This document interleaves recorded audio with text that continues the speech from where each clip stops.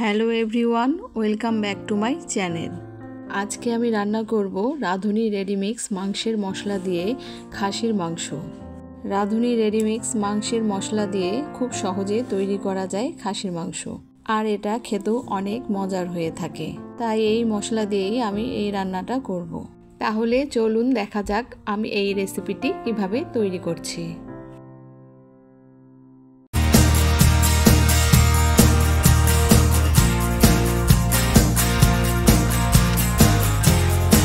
এখানে আমি 1 কেজি পরিমাণে খাসির মাংস নিয়েছি, আর নিয়েছি রাঁধুনি রেডিমিক্স মাংসের মশলা। এরপরে চুলায় একটি প্যান বসিয়ে নিয়েছি। প্যানটা আমি গরম করে নিয়েছি। এর মধ্যে আমি 1 কাপ পরিমাণে সয়াবিন তেল দিয়ে দেব। তেলটা গরম হয়ে আসলে এর মধ্যে আমি 1.5 কাপ পরিমাণে পেঁয়াজ কুচি দিয়ে দেব। আপনারা আপনাদের পরিমাণ অনুযায়ী দিয়ে দিতে পারেন। আমি এখানে পেঁয়াজগুলোকে হালকাভাবে ভেজে নেব।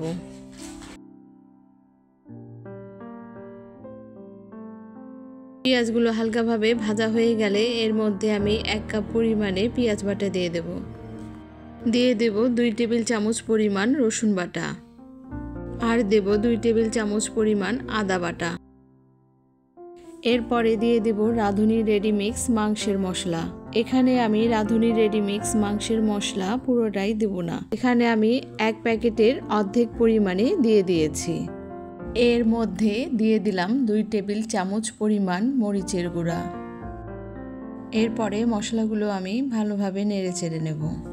মশলাগুলো ভালোভাবে নেড়েচেড়ে নিয়ে এর মধ্যে আমি সামান্য পরিমাণে পানি দিয়ে দেব। পানি আর মশলা নেড়েচেড়ে নিয়ে এখানে আমি 1 চামচ পরিমাণে লবণ দিয়ে দেব।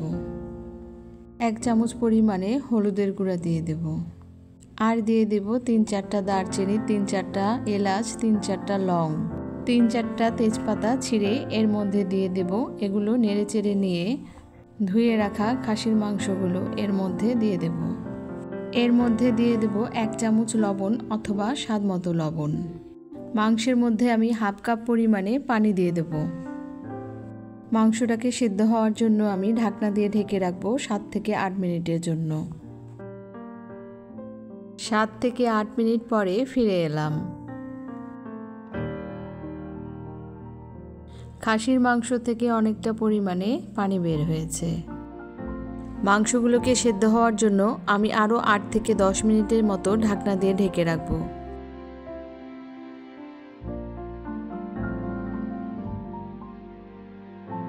প্রায় 8 থেকে 10 মিনিট পরে ফিরে এলাম। ঢাকনাটি আমি খুলে নিলাম। মাংসগুলোকে আমি অনবরত নাড়তে থাকব। মাংসের মধ্যে আমি 2টো রসুন দিয়ে দিলাম। এরপরে ঢাকনা দিয়ে ঢেকে রাখবো আরও 3 থেকে 4 মিনিটের জন্য। 3 থেকে 4 মিনিট পরে ঢাকনাটি খুলে নিলাম। এখন আমি খাসির মাংসটাকে খুব ভালোভাবে কষিয়ে নেব। মাংসটাকে আমি অনবরত নাড়তে থাকবো। এখন এর মধ্যে আমি কিছু সংখ্যক আলু এর মধ্যে দিয়ে দিলাম। আলুগুলোকে ভালোভাবে মাংসের সাথে মিশিয়ে নেব। আলুগুলো ভালোভাবে মেশানো হয়ে গেলে আমি এখানে 1/2 কাপ পরিমাণে পানি দিয়ে দেব।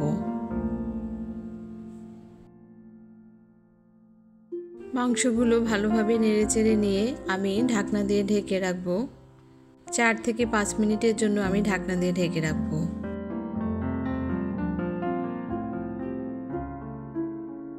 4 থেকে 5 মিনিট পরে ফিরে এলাম। ঢাকনাটি আমি খুলে নিলাম। এরপরে মাংসগুলো আমি অনবরত নাড়তে থাকবো। মাংসগুলো অনবরত না নাড়লে এগুলো লেগে যেতে পারে। মাংসগুলো ভালোভাবে কষানো হয়ে গেলে এর মধ্যে আমি 1.5 কাপ পরিমাণে পানি দিয়ে দেব। মাংসগুলোকে আমি সেদ্ধ হওয়ার জন্য 7 থেকে 8 মিনিটের জন্য ঢাকনা দিয়ে ঢেকে রাখবো।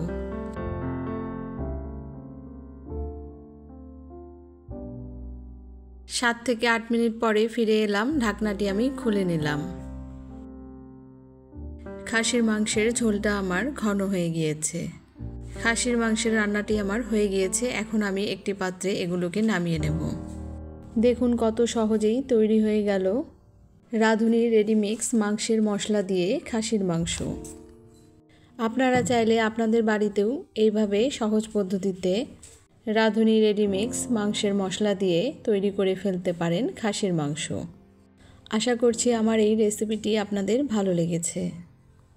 যদি ভালো লেগে থাকে তাহলে অবশ্যই লাইক, কমেন্ট এবং সাবস্ক্রাইব করবেন।